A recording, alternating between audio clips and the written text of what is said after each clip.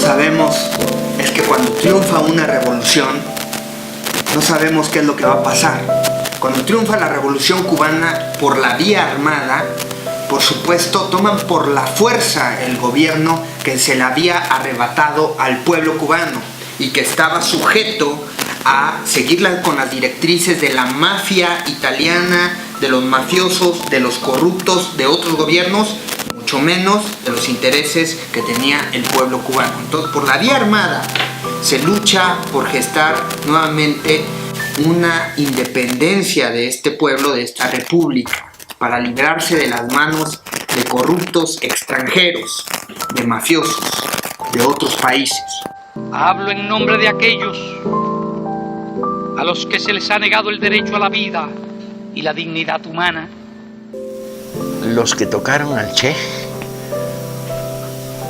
quedaron como una C, como la Z del zorro marcada en la frente. Yeah, yo creo que era un tipo obviamente muy valiente, un tipo con elementos megalómanos evidentes.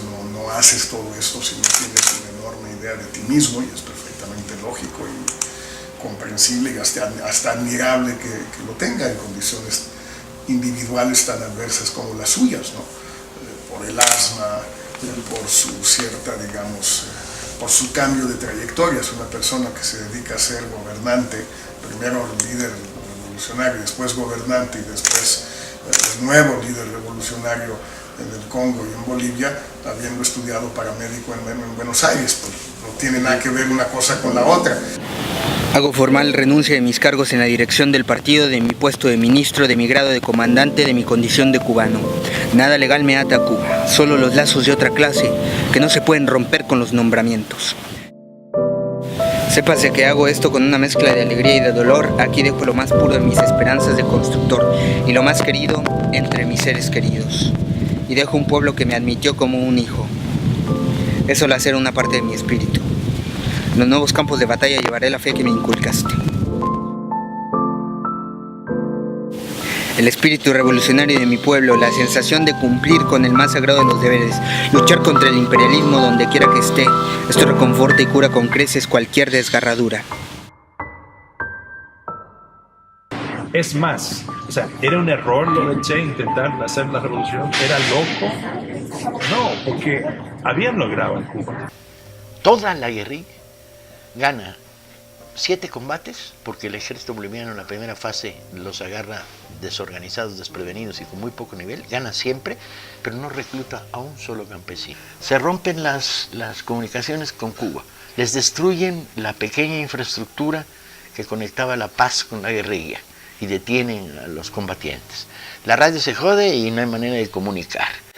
La columna se divide en dos por razones de que los enfermos van más lentos, y entonces se dedican a buscarse. Y hay una pérdida de tiempo inmensa mientras el ejército boliviano se reorganiza. Llegan los asesores gringos, llegan las armas, los fusiles, los aviones y el entrenamiento para los rayas.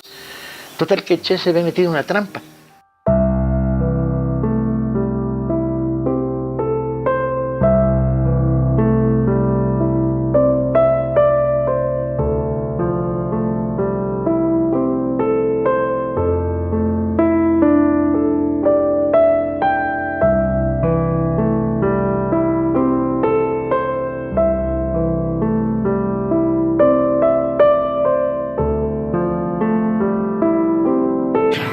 Si eres tú y sabes que la historia te va a recordar por este momento, vas a decir las cosas bien.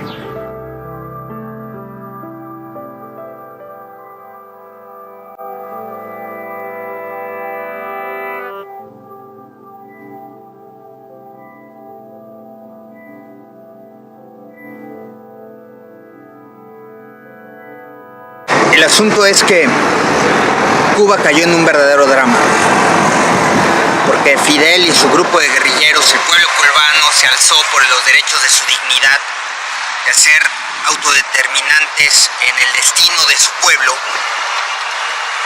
Pero lo que sucedió es que el triunfo no estaba garantizado.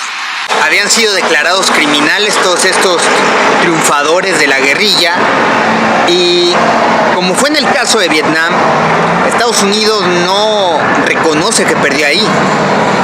Tampoco va a reconocer y no ha reconocido que perdió en Cuba. Y de ahí el drama que se está viviendo hasta el día de hoy, desde aquel triunfo guerrillero.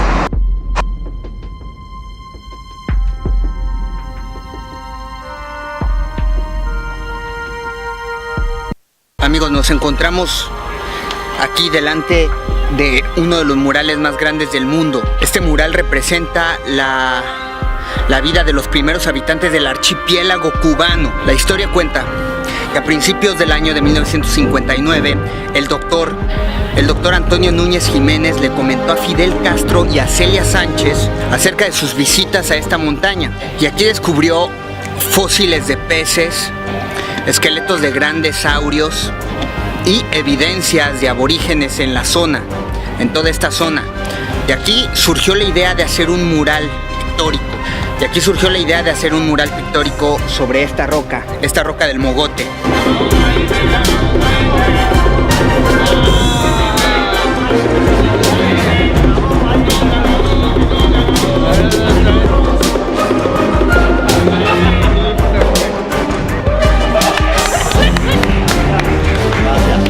El 11 de septiembre de 1959 comenzaron a eliminar la poca vegetación que había en esta roca. La pintura comenzó en el año de 1960 y se tardaron 4 años en culminarla. Esta gran obra la realizó el gran pintor cubano Leovigildo González, discípulo de Diego Rivera. El mural tiene una superficie de 80 metros de alto y 120 metros de longitud. Todas las líneas fueron trazadas por un grupo de campesinos que fueron dirigidos por el propio Leovigildo González desde abajo, y él los dirigía con binoculares y por supuesto con un megáfono. Los campesinos construyeron andamios de madera y se colgaban, y así iban haciendo lo que les decía el gran pintor muralista Leovigildo González. Ellos colgaban, los campesinos, con arneses de paracaídas, andamios hechos con soga y madera. Los Megalognus, plesiosaurios, los amonites y otras figuras describen la vida que ha ocurrido, la vida evolutiva en Cuba. Eso describe. La pintura quedó para la prosperidad en este gran mural prehistórico, y todo esto representa los grandes procesos de evolución biológica, los grandes procesos de evolución geológica que han ocurrido en este territorio del país cubano. Y toda esta zona la resguarda la UNESCO, por supuesto, y todo esto tiene que ser natural. Aquí no hay incidencia de ninguna situación química, por eso aquí se producen los habanos más importantes del mundo, son totalmente naturales, y es verdaderamente toda una riqueza cultural, patrimonio de la humanidad, resguardada por la UNESCO. Lo que hace de Che el mito que son los acontecimientos posteriores a su muerte. No en Cuba, no en Bolivia, no nada que ver con eso, sino la sublevación de una parte importante de la juventud occidental en 1968, en Europa, en México, en América Latina, en muchas partes. Y él se vuelve el símbolo de eso, sin duda, de no haber muerto como mártir revolucionario, barbudo, guapo, etcétera, en Bolivia, no se hubiera vuelto un mito. Pero sin los acontecimientos del 68, pienso yo, tampoco se hubiera vuelto un mito. Los 60, el Che era la figura generacional. No es accidental que una vez, sabiendo que estaba muerto en Argentina, en las manifestaciones se seguía diciendo: estamos con el Che donde quiera que él esté, que era la frase de cuando el Che estaba desaparecido, que no sabía dónde andaba. Muy potente. El personaje Fidel Castro ha sido buscado y lo han querido asesinar desde hace muchos años. Querer asesinar a Fidel Castro implicó y ha implicado querer destituir y destruir su gobierno y, por supuesto, dejar vulnerable nuevamente al pueblo cubano y poner a un gerente de otra nación o de un grupo corporativo, que por supuesto va a venir a hacer los jugosos negocios aquí. Y es que es una mina de oro, es una minita de oro la isla de Cuba, como fue en su momento, y de eso se están valiendo, de tenerlo asfixiado con este bloqueo internacional que tiene, pero sobre todo por la persecución que han hecho. Lo que pasa es que Fidel Castro y su grupo triunfan, el pueblo cubano triunfa, instituyen un nuevo gobierno, pero ese gobierno no es reconocido internacionalmente casi, por supuesto por la hegemonía de los Estados Unidos de Norteamérica, y buscan destruirlo desde que triunfó, buscan acabar con todos estos líderes. No podemos olvidar que desapareció el cuerpo de Camilo Cienfuegos, nunca encontraron su cuerpo, desapareció, nunca encontraron la avioneta donde viajaba, no se sabe de su paradero, desapareció, es un desaparecido.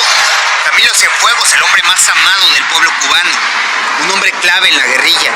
Porque se convirtió en esta cosa de la URSS contra Estados Unidos, comunismo muy como esquemático, o capitalismo o comunismo, ostentado por dos poderes. Y el mismo Che se cayó en ese precipicio, ¿no? En ese abismo, dejando un legado romántico un poco distinto.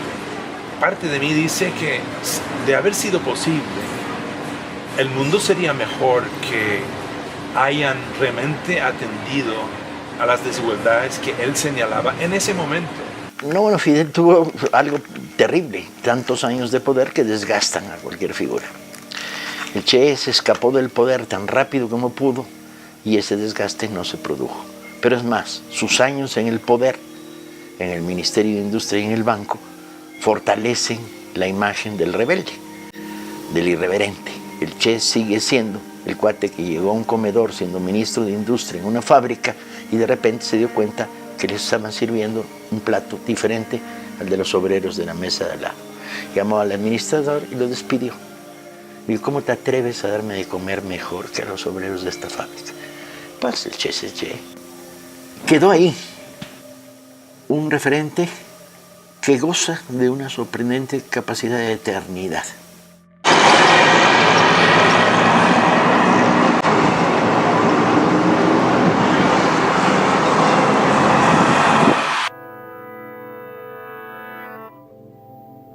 El 26 de julio del 67 en La Habana, Kosygin viene de Nueva York, donde fue una sesión especial de la ONU sobre la guerra de junio de Medio Oriente, la guerra de los 6 días. Luego ve a Johnson en New Jersey, una cumbre, y de ahí va a La Habana.